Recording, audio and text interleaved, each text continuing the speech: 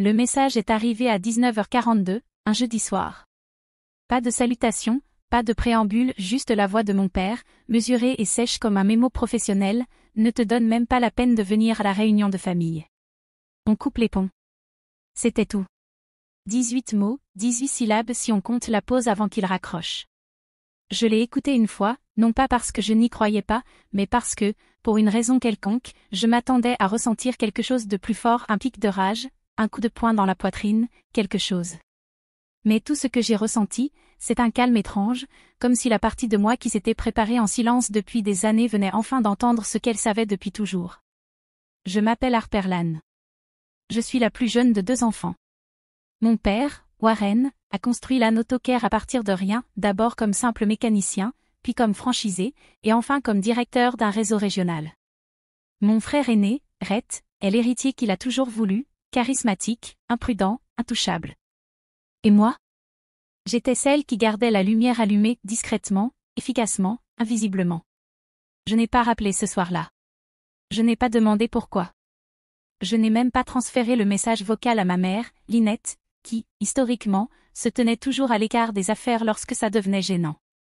Je lui ai simplement répondu par SMS avec 2 mots, compris. Ensuite, j'ai ouvert mon ordinateur portable, me suis connectée au portail du prêt que je n'avais pas consulté depuis des mois, et j'ai fait ce qu'aucun d'eux n'aurait imaginé que je fasse. J'ai retiré mon nom. Pas par colère. Pas par vengeance. Mais par lucidité. 2 ans plus tôt, lorsque l'entreprise familiale avait besoin d'un prêt de 2,5 millions de dollars pour financer une expansion, la banque avait exigé un second signataire avec un crédit irréprochable. Rhett était endetté. Warren était déjà trop engagé financièrement. Moi, j'avais des comptes propres et un MBA de Harvard. Ils ne m'ont pas supplié de signer. Ils ont simplement posé les papiers sur la table, en partant du principe que je le ferais. Et je l'ai fait parce qu'à l'époque, je croyais encore que la loyauté donnait droit à une place. Mais là, seule à ma table de cuisine, avec le message vocal qui tournait en fond, j'ai compris autre chose, il ne venait pas de me couper de la famille, il venait juste de confirmer ce qu'il faisait en silence depuis des années. Et cette fois, j'étais prête à mettre le point final à leur phrase. J'ai longtemps cru que mon père aimait l'ordre plus que tout. Mais avec le temps, j'ai compris que ce n'était pas l'ordre qu'il aimait, c'était le contrôle. Warren Lane a bâti Lane Autocare exactement comme il a bâti notre maison, brique par brique, règle après règle, sans aucune place pour la tendresse. Le garage passait en premier. La famille venait en second, parfois en troisième. Il avait une phrase qu'il répétait souvent, devant les employés, mais encore plus devant nous, on n'embauche pas des étrangers. On forme nos remplaçants. Et c'est ce que Rhett et moi étions, des successeurs potentiels, en théorie. Rhett avait 3 ans de plus que moi, il était plus bruyant, plus audacieux, et toujours juste assez loin de ses responsabilités pour ne jamais en être tenu responsable. Mais il avait le charme que Warren respectait, cette assurance que mon père reconnaissait en lui-même. Alors Rhett avait les compliments, les secondes chances, la liberté. Moi, j'avais le tableau à pince. À 12 ans, je rentrais les livraisons de pneus dans QuickBooks. À 16 ans, je gérais la paie du 3e site pendant les vacances de printemps. Je ne demandais pas, on me disait. Pas de merci. Pas de questions. Juste cette attente silencieuse que je sois là où l'entreprise avait besoin de moi, disponible, obéissante, inépuisable. Ma mère, Lynette, n'était pas cruelle. Elle s'était simplement effacée dans son rôle, organiser les dîners, plier les factures dans des enveloppes, sourire pendant les réunions, puis me prendre à part ensuite pour me rappeler, ton père construit quelque chose pour nous. Sois reconnaissante, ma chérie. Alors je l'étais. Ou du moins, j'essayais. J'ai travaillé dur, obtenu mon MBA, refusé une offre en logistique à Chicago parce que Warren disait, la famille avant l'ambition. Il avait besoin de quelqu'un pour l'aider avec l'expansion régionale. Rhett, apparemment, se concentrait sur la vision.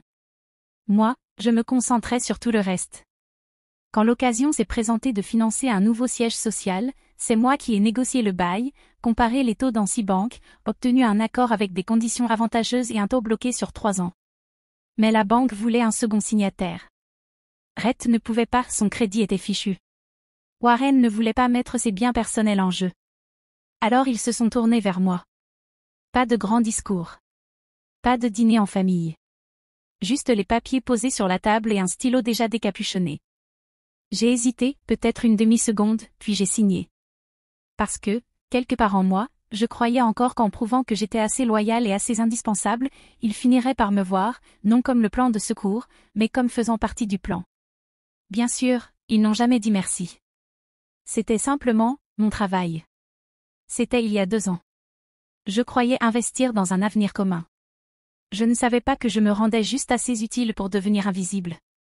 Et quand on reste silencieuse trop longtemps, on finit par croire que l'invisibilité, c'est une forme d'amour. Ce n'en est pas une. C'est juste le silence qu'on prend à tort pour la paix. La première fissure n'a pas ressemblé à un craquement. Elle a ressemblé à un rire. Celui de Rhett, pour être précise. Nous étions en réunion budgétaire trimestrielle, juste nous 3, Rhett, Warren et moi. J'avais signalé une facture fournisseur, 12 000 $ facturée en double sur 3 mois, une erreur flagrante. Du moins, je le pensais. C'est un ami à moi, dit Rhett en agitant la main comme s'il balayait une poussière sur son col. Laisse passer. Il nous fait de bons prix ailleurs. Je me suis tournée vers mon père, attendant quelque chose, un froncement de sourcils, peut-être un simple mot de remise en question. Mais Warren n'a pas bronché. Il a juste attrapé son café et a dit « Concentre-toi sur des choses plus importantes, Harper. Arrête de te comporter comme une étrangère. » Étrangère. Ce mot n'a pas seulement piqué, il s'est logé quelque part sous ma peau. Je n'étais pas une recrue récente.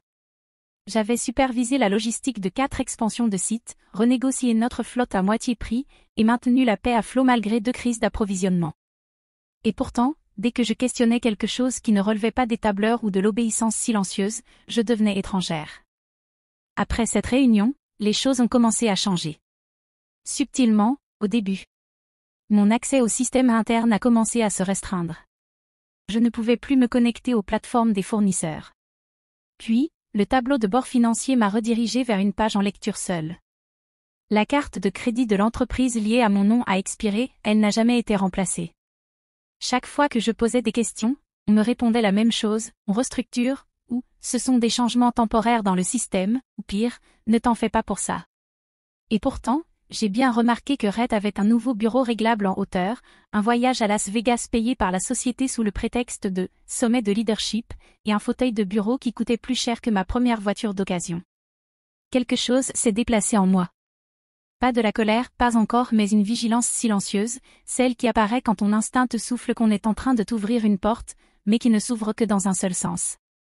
J'ai commencé à tout archiver, les rapports de dépenses internes, les comptes rendus de réunions, les emails où Rhett copiait des clients mais signait en utilisant mon nom.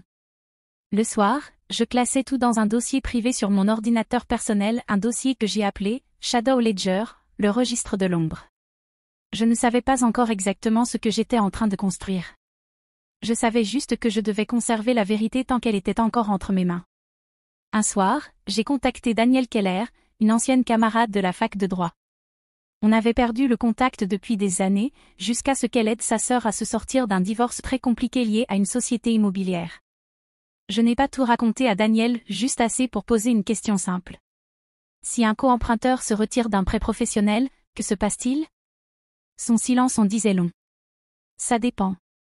Si tu n'es pas caution et que tu n'as pas participé aux récents abus, le prêt peut être réévalué sans ton nom. Discrètement. Légalement. J'ai expiré. À ce moment-là, je ne savais pas encore si j'étais en train de préparer une sortie, ou de construire un alibi. Mais ce que je savais enfin, c'est que l'histoire que je croyais vivre, celle de la fille loyale qui maintient l'héritage à flot, ne m'appartenait plus. Il n'était pas juste en train de me pousser dehors, il le faisait suffisamment lentement pour continuer à profiter de mon silence. C'est un jeudi matin, au début du printemps, que la dernière pièce du puzzle s'est mise en place. Les arbres dehors, devant la fenêtre de mon bureau, commençaient tout juste à bourgeonner, je me souviens très bien de ce détail, parce qu'il y avait quelque chose d'amer dans le contraste entre ces feuilles neuves, et ce que j'allais découvrir, qui était tout sauf neuf. Je venais de recevoir mon relevé mensuel de crédit, un truc que je consultais plus par habitude que par inquiétude. Mais cette fois, une ligne m'a frappé. LAN Holdings, révision de paiement différé. Je n'avais pas vu ce nom depuis des années. C'était une société écran que Warren avait créée à l'époque pour détenir des biens immobiliers censés être dormantes, du moins, je le pensais. Piqué par la curiosité, j'ai creusé davantage. Ce que j'ai trouvé n'était pas seulement choquant, c'était pire que ça. Le prêt pour l'expansion, celui que j'avais co-signé 2 ans plus tôt pour financer le nouveau siège de l'Anotocare, était en souffrance. 3 mensualités en retard. L'entreprise était au bord du gouffre, flottant péniblement grâce aux délais de grâce et aux factures fournisseurs reportées. Mon nom figurait toujours sur ce prêt. Et pire encore, il était cité dans les communications avec les créanciers comme raison pour accorder un délai, parce que mon crédit était impeccable, parce que mes finances étaient intactes, parce que j'étais, comme toujours, la personne fiable. Sauf que, je n'avais pas vu un seul rapport financier depuis des mois. Je n'avais pas été conviée à une réunion de direction depuis l'automne dernier. Et la dernière fois que j'avais demandé une mise à jour à Rhett, il m'avait répondu avec un emoji clin d'œil, « T'inquiète pas, Sœurette. Un grand projet arrive. La vision ne paie pas les factures. » J'ai alors ouvert les anciens fichiers, retracé les factures sur 6 trimestres, comparé les dépenses aux prévisions budgétaires que j'avais moi-même rédigées. Et là, je l'ai vu. Plus de 40 000 $ en honoraires de conseil, tous versés à un ami de Rhett.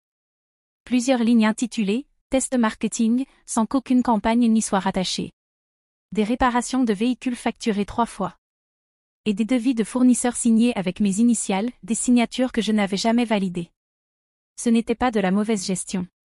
C'était une orchestration méthodique. Le même jour, j'ai repris rendez-vous avec Danielle, cette fois en personne. Nous étions assises l'une en face de l'autre dans une petite alcôve d'un café qu'elle aimait, près du tribunal. Je lui ai tout montré. Elle a feuilleté les documents lentement, lèvres pincées, regard fixe. Lorsqu'elle est arrivée au contrat du prêt co-signé, elle s'est arrêtée net. « Ton nom n'apparaît pas comme caution, » dit-elle. J'ai cligné des yeux. Ce qui veut dire ? Ça veut dire qu'ils ont utilisé ton nom pour l'obtenir, mais que tu n'es pas légalement responsable si tu te retires avant qu'il soit restructuré. Et si je le fais ? Daniel a posé les papiers, croisé les mains, et m'a dit une phrase que je n'oublierai jamais. Tu n'as pas besoin de les confronter. Pas besoin de prévenir, ni de crier. Tu enlèves juste la brique qui tient leur mur, et tu les laisses regarder le mur s'effondrer. Je suis rentrée chez moi ce soir-là et j'ai ouvert le dossier que j'avais renommé, il ne s'appelait plus Shadow Ledger, mais Rédemption Plan, plan de rédemption. À l'intérieur, des PDF, des emails signalés, des captures de compte, et un brouillon de lettres que Daniel m'avait aidé à rédiger, des semaines plus tôt, quand j'hésitais encore. Je n'hésitais plus. Il ne s'était pas contenté de me pousser dehors, il m'avait utilisé jusqu'à penser que je n'avais plus rien à donner. Et peut-être que c'était vrai. Mais il me restait une chose à reprendre, mon nom. Ça m'a pris 4 minutes. C'est le temps qu'est resté ouvert le portail une fois connecté avec les identifiants administrateurs que j'avais créés 2 ans plus tôt, quand j'avais encore tous les accès, quand je croyais encore que je construisais quelque chose de réel. L'écran a clignoté une fois, puis un message est apparu. Statut du co-emprunteur, actif. Option de modification disponible. J'ai cliqué sur « Supprimer ». Ensuite, j'ai téléchargé la lettre de retrait que Daniel et moi avions finalisée 3 semaines plus tôt. J'ai saisi mon code PIN, puis j'ai validé. Aucune alarme ne s'est déclenchée. Aucun email de confirmation. Juste un message discret, en lettres grises, en bas de l'écran. Mise à jour reçue. Traitement en attente de validation de conformité. C'était fait. L'étape suivante, c'était le contrôle des risques. J'ai envoyé un email au gestionnaire de prêt de la banque, un certain Case RB, avec qui j'avais négocié lors de la phase d'expansion. J'ai joint un résumé des irrégularités financières, fraude de fournisseurs, signatures falsifiées, restrictions d'accès prouvant une exclusion interne. Mon ton était précis, clair, professionnel. Ce que je n'ai pas inclus, c'est l'émotion. Moins d'1 heure plus tard, la banque a gelé le compte opérationnel lié à l'Ann Holdings et lancé un audit interne du prêt. Silencieusement. Sans appel à mon père, sans note arrête. Juste une pause. Un curseur qui clignote sur leur écran, là où il n'y avait auparavant qu'une confiance aveugle. Pendant qu'ils paniquaient, moi, j'avançais. J'ai contacté ma comptable personnelle, Sabrina Kim, une amie de l'époque de la fac. Ensemble, on a passé en revue mes risques potentiels, simulé les pires scénarios. Elle a confirmé ce que Daniel m'avait dit, aucune responsabilité, aucun impact sur mon crédit, et même pas l'obligation légale de les prévenir. Le fonds fiduciaire où j'avais transféré mes économies le mois dernier était parfaitement sécurisé. Ce soir-là, pour la première fois depuis des années, j'ai mis mon téléphone en mode silencieux, et je le pensais vraiment. J'ai dormi. Le lendemain matin, en me réveillant, il y avait déjà 32 appels manqués. et à la mi-journée, 78 de ma mère, 13 de mon père, 7 de Rhett, et un d'un numéro que je n'ai pas reconnu, jusqu'à ce que j'écoute le message vocal. C'était Gordon Maddox, leur comptable depuis des années. Sa voix était aiguë, paniquée, presque brisée. Harper, rappelle-moi tout de suite. C'est sérieux. Le prêt est en train de s'effondrer. La banque a retiré son soutien. On risque de faire défaut. Tu dois régler ça. Tu m'entends? Tu dois régler ça. Je l'ai écouté 2 fois, pas parce que je ne comprenais pas, mais parce que ça sonnait comme de la justice. Et la justice, quand elle arrive enfin, ne crie pas. Elle résonne. En début de soirée, Rhett a envoyé son premier message. Qu'est-ce que t'as fait, bordel? Puis un autre. Tu l'exagères. On aurait pu régler ça en interne. Mais le mot « on », il ne signifiait plus rien. Il n'y avait plus de « on » depuis bien longtemps. Plus tard dans la nuit, ma mère a laissé un message vocal pas en colère, mais calme, tremblante. Chérie, que se passe-t-il? Ton père dit que la banque a tout gelé, qu'ils vont peut-être rappeler le prêt. Est-ce que tu as signé quelque chose? Oui. Mais je n'ai pas expliqué. Je l'ai rappelé, j'ai laissé sonner 2 fois, puis j'ai décroché. J'ai retiré mon nom. C'est tout. Elle a retenu son souffle. Mais tu n'as pas le droit de faire ça. En fait, si, ai-je répondu. Et je l'ai fait. Elle a marqué une pause. Harper, ça nous affecte tous. Non, ai-je répondu calmement. Vous avez fait en sorte que ça n'affecte pas tout le monde. Puis j'ai raccroché. Pas par colère. Mais parce que c'était terminé. Ils avaient choisi le restaurant où nous fêtions nos anniversaires quand j'étais enfant, Léonaes. Les vieux murs en briques, trop de ventilateurs au plafond, et cette petite salle privée près de la cheminée où, autrefois, on soufflait les bougies et on trinquait avec des verres de ginger ale. Mais cette fois, il n'y avait ni ballon, ni gâteau. Juste mes parents, Warren et Lynette, Red, assis à une extrémité de la table, et Rhett, les yeux rivés sur son téléphone, faisant semblant que tout ça était indigne de lui.